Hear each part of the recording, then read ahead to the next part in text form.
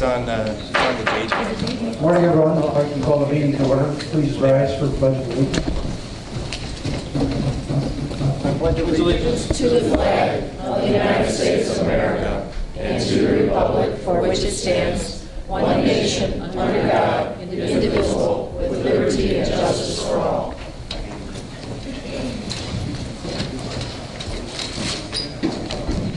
Roll call, please. Chairman Weigel. Here. Julia Gallo. Here. Steve Ballage. Here. Reagan Fredkin. Here. Robert Howard. Here. Denise Winfrey. Here. Lauren Staten. Harry. Okay, we have a quorum. First item is the approval of minutes. Motion. Second. A motion and a second. Any additions or corrections? All in favor say aye. Aye. Any opposed? Motion carries. First item under new business is case 6213S concerning a special use permit for a truck terminal on Gallagher Road in Lawrence. David, you want to give us an update? Sure. Good morning.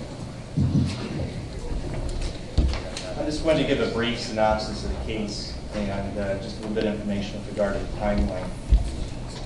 This is a request for a special use permit for a truck terminal. It's on the northeast corner of Gallagher Road and US 30, just north of the Rock Island tracks on the east side. This case was originally had a pre-app in July of 2014. The applicant was advised of problematic congestion with regard to ingress and egress at that time. They did do a traffic study in August for a county board decision in September with regard to variances for the physical improvements to the location for the entrance. It did not grant an entrance permit. In October, the applicant did record purchase documents on the property with the Will County Recorder of Deeds. Then on October 28th, the applicant filed a zoning case with the department. The initial planning and zoning commission case was scheduled for December in 2014. As part of that process, various agencies were notified. And at that time, it was considered by New Lenox a couple different meetings and continued ultimately with another couple traffic briefs on December 23rd and February 2015. And in March, the applicant amended the zoning case, and ultimately again with the public hearing transpiring on April 8th last week. The zoning of the property is I-2. It's general industrial. It's 14.62 acres. There are various uses surrounding the property, the Forest Preserve and Hickory Creek north of the property. You have the Providence Catholic High School to the south and southwest with playing fields, Pilcher Park to the northwest. The subject property currently has about 56,000 square feet under roof. There's concrete and asphalt and with aggregate, which is extremely deteriorated. It's formerly the TJ Lambrecht property. The city of Joliet is to the north and New Lenox is to the south. The property is flat. Again, there's existing buildings on the property. There's a scale house. The aggregate area is extremely deteriorated. There's storm drains on the property that appear to direct discharge to Hickory Creek with a lot of sedimentation issues. There's a lot of congestion issues at the intersection of Route 30 and Gallagher. It's a level E as far as service. It's highly congested at peak times. The only level of service is lower than that is in F. NR 1 describes the proposed operation as a distribution center for various types of dry goods, from food stores, drug stores, and hardware stores. Larger semi-trucks would come to the site filled with various products for distribution. Smaller trucks would get the goods and distributed, kind of a cross-docking operation. Once larger semis are empty, they may depart at the end of the day to go back to their home terminal. And then there may be some over-the-road vehicle trips as well. I'm not going to go through all the numbers, but the February 23rd traffic brief provided by the applicant identified 37 trucks and 41 trailers in 2015 with 86 daily trips of trucks. In 2034 projections were 60 trucks, 70 trailers, and 162 daily trips. There's a lot of parking on premise with regard to tractor trailers. Or the trailers propose about 50 spaces with 14 tractor parking spaces. Enterprise had originally proposed to limit access to the site and during peak hours, adjust signal timings, and have a person at the gate that would supervise the gate activity and limit the access during those restricted hours. The applicant did provide a proposed landscape plan with the site and a proposed site plan. There were various agency comments, including Forest Preserve District, which identified Hickory Creek as an issue and recommend full stormwater erosion control for the site. IDNR submitted documentation that recommended that there be 2 detention basins with bioswale before releasing the creek, and a water quality management plan. We also have Cook identified concerns with Hickory Creek as well. Metra deferred to the local jurisdiction. They did not identify the issues. The Village of New Lenox considered this. The board objects to the proposed special use, and there's correspondence from the Division of Transportation with regard to the initial proposal of going left out to south with some restrictions. About a week prior to the commission meeting, the applicant had proposed then just going right in, right out, and eliminating some of those conditions regarding left turn south, and then proposing to make some improvements, temporary improvements up at Route 6 and Gallagher. The staff recommendation of the commission was denial. We reviewed the criteria in the zoning ordinance and felt it did not meet those standards within the zoning ordinance for consideration of special use permit. However, what we did do is recommend several conditions on the special use permit that in the event the board determined that they would approve the special use, there would be the conditions to mitigate what we consider some serious impacts to the proposed special use permit. Those were distributed with the staff report, and again, about a week prior with the change to the applicant's proposal to go right in, right out, the applicant had proposed alternative conditions and what they desire to see within conditions with regard to various different things, including number of daily trips, number of vehicles, the trucks would be allowed on premise, including trailers would be allowed on premise, things of that nature. That should have been in your packet, which is what I would categorize as the applicant desired condition changes. Then there, again, so you have staff, the original conditions, the applicant's desired conditions, and we as staff did look at the conditions that the applicant desired to have changed. And I will hand out some minor modifications that address some of the current concerns, but not all. And I'll identify those to you. It also includes the changes that would allow the right in, right out only. And with regard to some of the conditions, I think that regardless of the committee's decision on right in, right out, some of the changes we still recommend happen that would go forward to the board on Thursday. But again, it's going to be the committee's decision today with the condition modifications as to whether or not the applicant can go left out or right in, right out only. So let me hand out these real quick.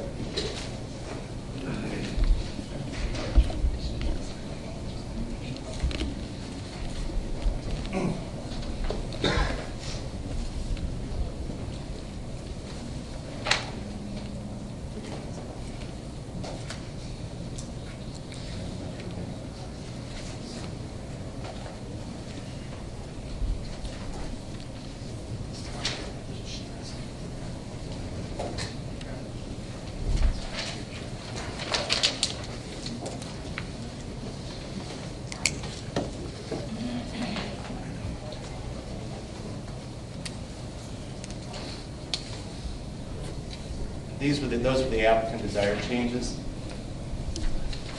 What I have now are the changes that would reflect our review of those recommended, or those desired changes.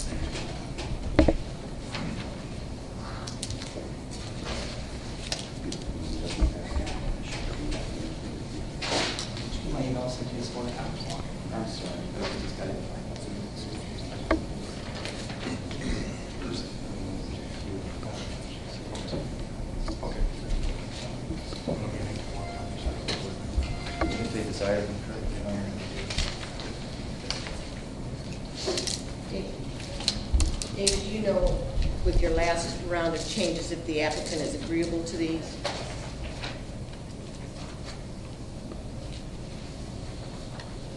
You know, I'm not sure if the applicants had time to review these. They were just finalized this morning. I had met with the chairman yesterday just to discuss the entire case.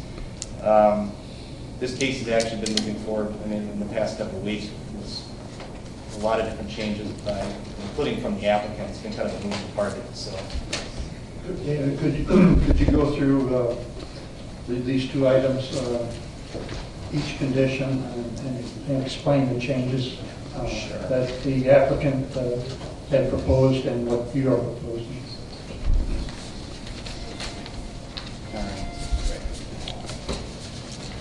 Also, too, one thing I wanted to mention I may have neglected is that at the commission did vote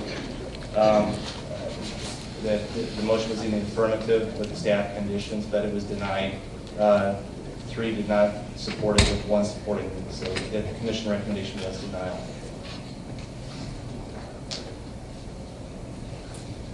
And, you know, one thing to keep in mind when we're discussing these is that you have to decide or make a recommendation based upon whether or not you believe it meets the criteria of the ordinance. And the conditions, from a staff perspective, would be included in the event that the board does choose to approve the special use permit. That would mitigate some of the impacts that may have. Okay, let me walk through these real quick.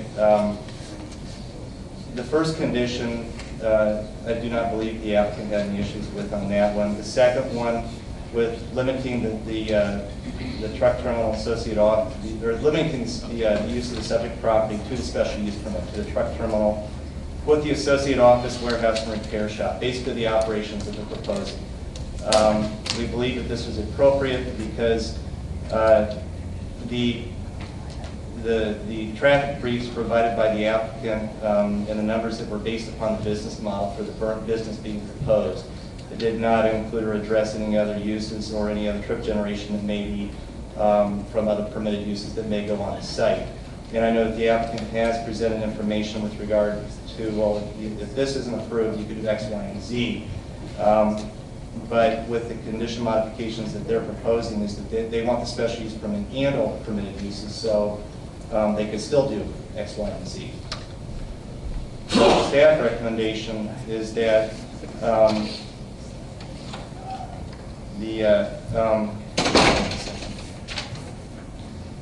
staff recommendation is that the condition remain the same as proposed, which is, if you look at the documents before, you have them side by side, it has the Will County Land Use Department at the top with regarding the dates, the date of 4/14. On condition number 3, there was no issue from the applicant regarding prohibiting temporary living quarters or use of the cab sleeper units on premise. Condition number 4, from a staff perspective, we believe is extremely important, particularly with regard to the agency comments regarding Hickory Creek watershed. One of the applicant recommended changes was that rather than requiring the A through D being implemented prior to the commencement of the special use permit, they had asked for 12 months from approval, which is typical of how long you have to implement a special use permit. And from a staff perspective, there is flexibility there, and that's not necessarily something we would disagree with, allowing 12 months to implement. On letter A, the applicant had requested or was looking to change it to basically only providing stormwater management for the vehicle use areas, not the entire subject property, including the property under roof at this time. The staff recommends, if any changes, would be to incorporate the 2 detention basins and bioswales identified by DNR, and that we do believe that it should be implemented for the entire site, not just for the vehicle parking areas, the truck parking areas. And that the capacity for the entire site should be implemented within the time frame required by the condition, basically within a year. So what does that mean? The stormwater management facility would be designed for the entire site and implemented within 1 year. And so that's installed up front, which is very important when I get to the letter B.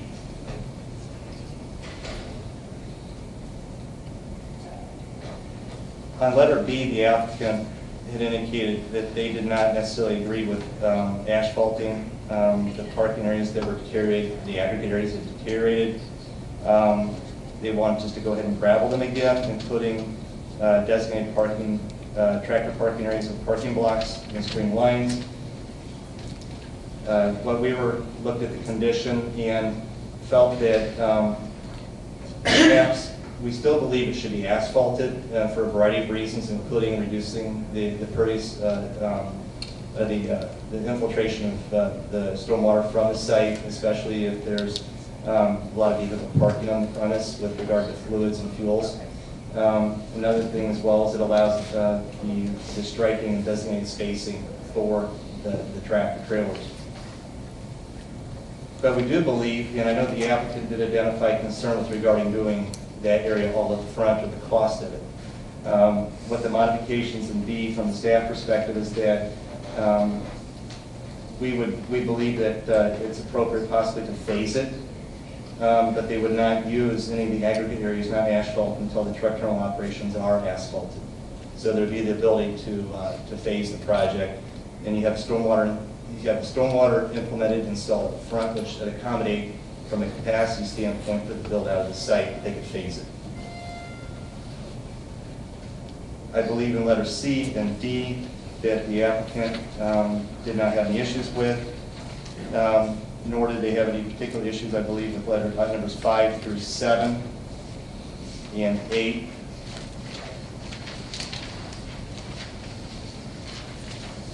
With regard to number 9, the applicant had desired to increase the number of units on premise to 150. The staff recommendation was 130, with a unit meaning that the semi itself, the tractor is a unit, and the trailer is a unit. So the maximum number on premise would be 130 units. So you can have a combination of whatever you want on premise, but it couldn't exceed 130. And again, that matched the business model that was presented by the applicant. And within the past week or so, they felt more comfortable actually increasing that to 150. We just kept our recommendations being the same as what was proposed in the business model. And also providing some clarification, just changing the wording of semi-trailer to trailer, just to make sure it's clear that it's a trailer, not an aggregate unit of the trailer cab. Numbers 10 and 11, I do not believe the applicant had any issues with. Number 12, the applicant had modified the wording to require that the number of over-the-road delivery vehicle trips would not exceed 78 for both ingress and egress. And again, that 78 number is from the original business model they presented for the one in February. And the staff recommendation for daily truck and delivery vehicle trips would include all different kinds of trucks. And I believe the applicant's desired change is the actual semi-truck vehicle count.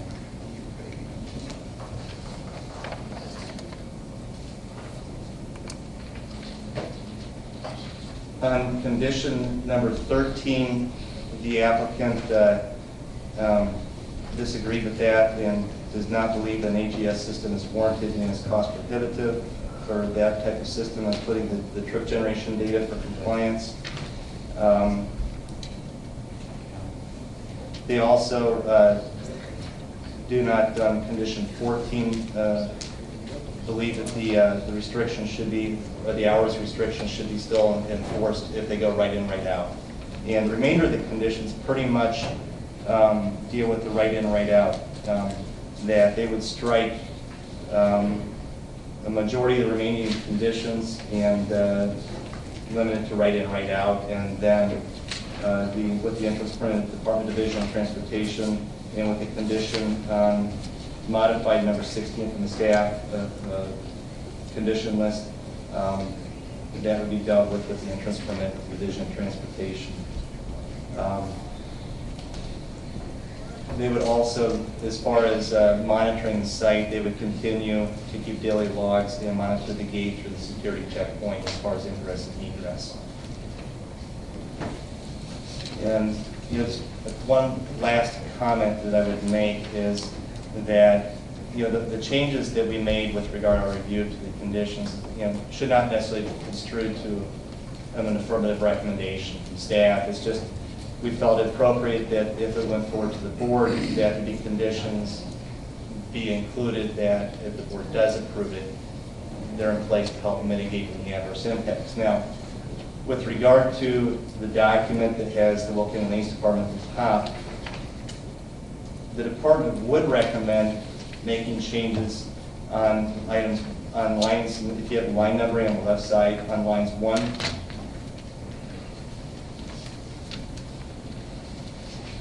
through 63, basically conditions 1 through 13, regardless of what's done with the right-in, right-out decision. And then the committee needs to decide with the remaining conditions if they're going to continue with the original conditions that would restrict it to left turn only, or if the committee's comfortable with going right-in, right-out and changing the remainder of those conditions.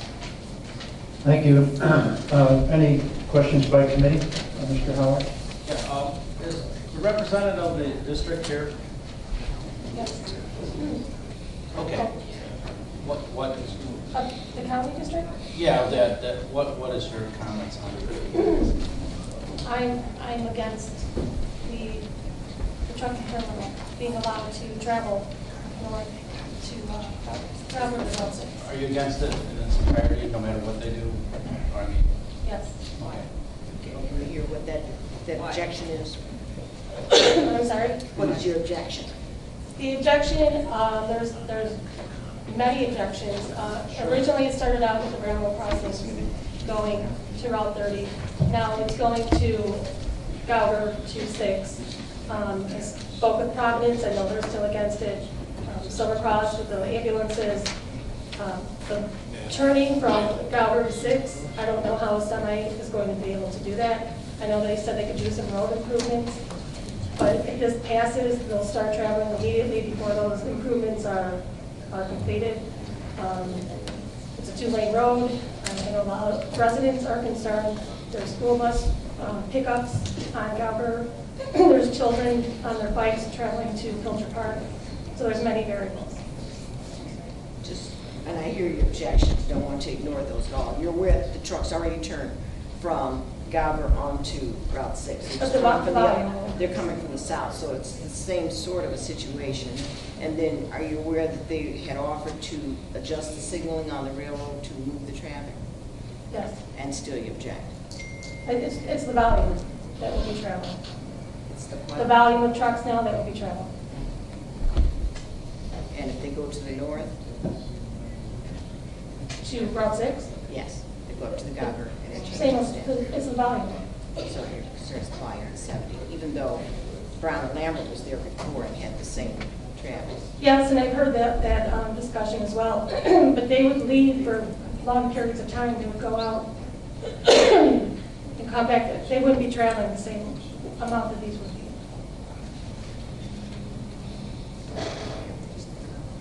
Any other questions by committee?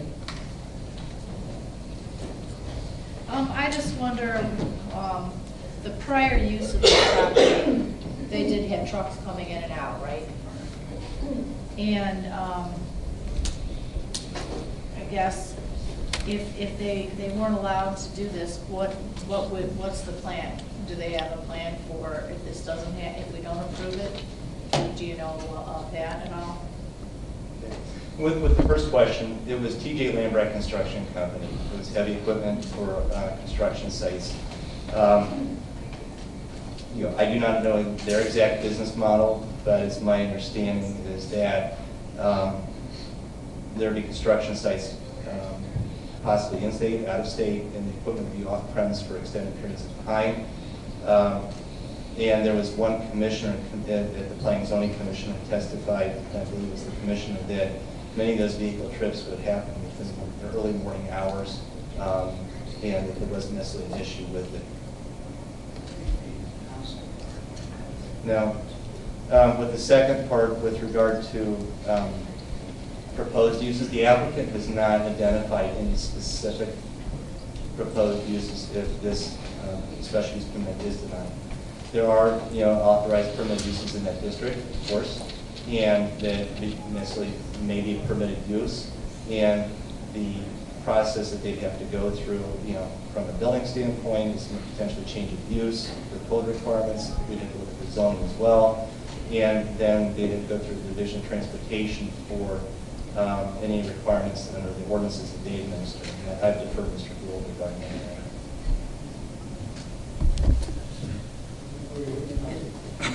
So, He just deferred you. so Yeah. with regard to the ordinance requirements, if there's a change of use for a permitted use, Bruce? Well, we sent a letter out originally when the development was coming forward. And of course, since then, there's been some modifications as far as the access is concerned. So the letter that I sent out March 10th of this year, there will be some modifications because some of the requirements that I put in this letter will not be required if it's restricted access right in and right out. But others will remain as far as the time that they can enter and exit, things of that nature.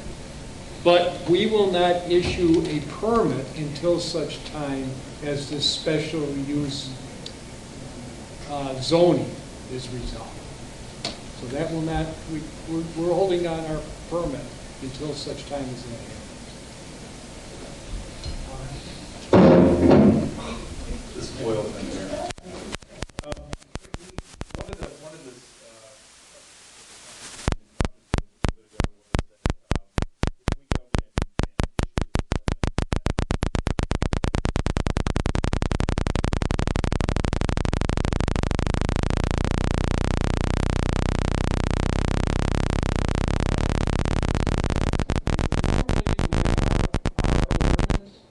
is written is at such time as the permit is issued, that's when the developer is on the clock to perform whatever requirements are necessary for his access for whatever upgrades on our county highway. So upgrades need to be made first, Bruce? No, that is not the case. What we do is we write for those improvements to be complete. So we have an estimate of time, and that's when they have to complete the upgrade.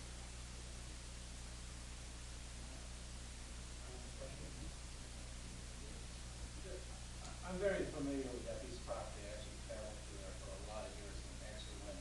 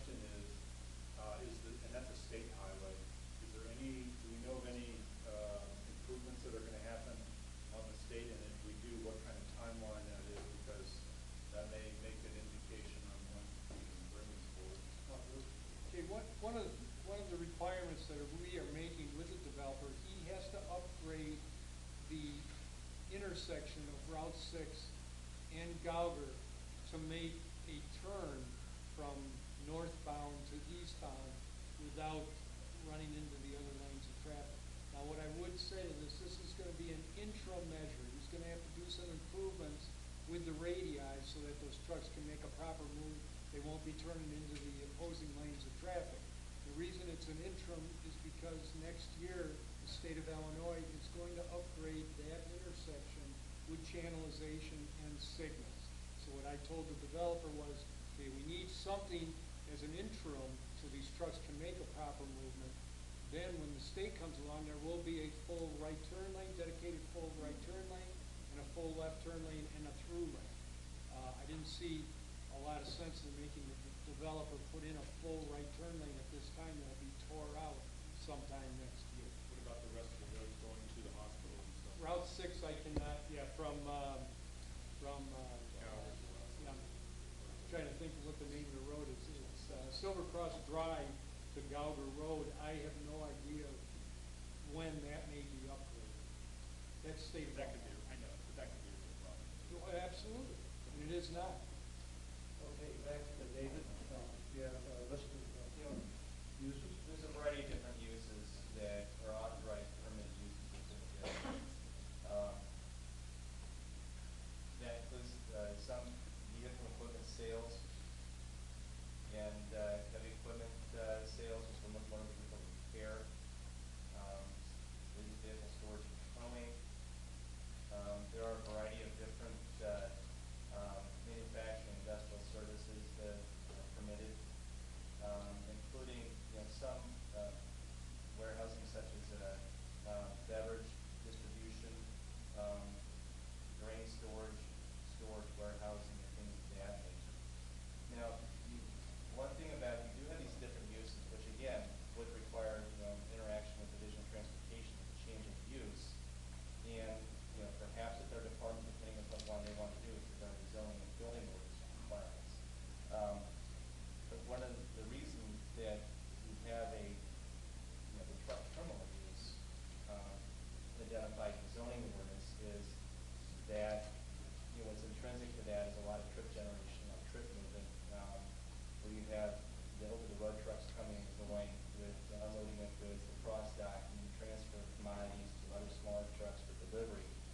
It's not necessarily where you have a smaller, sort of warehousing, where warehousing is typically for long-term storage, where you may not have the trip generation. You still may have the traffic from semi-tractors and semi-trailers, but when the county reviewed the ordinance in 2012 and added this, it was an attempt to deal with potential impacts that these types of facilities have on the county, including the infrastructure for transportation.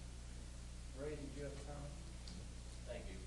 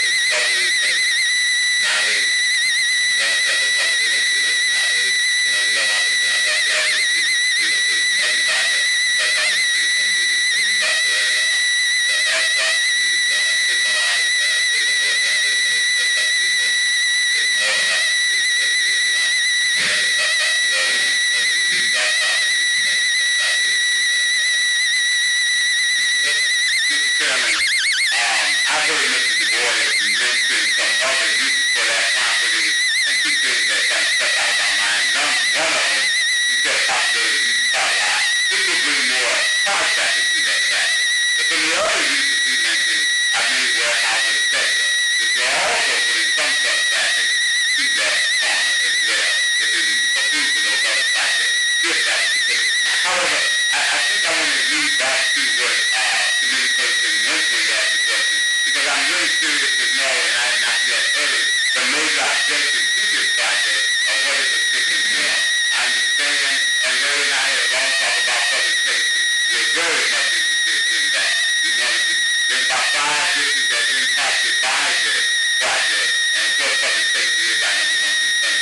But what I have not heard is what is the major objection to this particular applicant of occupying this property.